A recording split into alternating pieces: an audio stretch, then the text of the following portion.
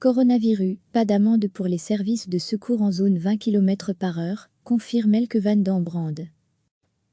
Les services de secours en intervention ne seront pas sanctionnés d'une amende pour le non-respect de la limite des 20 km/h dans les zones de rencontre de la capitale, a indiqué mardi la ministre bruxelloise de la Mobilité Elke van den Brande, Grun, dans le cadre d'une série d'auditions destinées à faire le point sur l'impact de la pandémie sur les déplacements dans la capitale.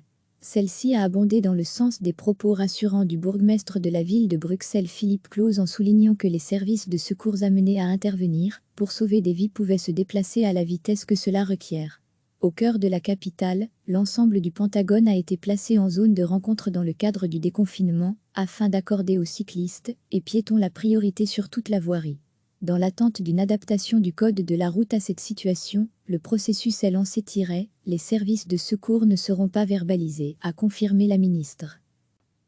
Les services de secours en intervention ne seront pas sanctionnés d'une amende pour le non-respect de la limite des 20 km/h dans les zones de rencontre de la capitale, a indiqué mardi la ministre bruxelloise de la Mobilité Elke van den Brande, Grun, dans le cadre d'une série d'auditions destinées à faire le point sur l'impact de la pandémie sur les déplacements dans la capitale.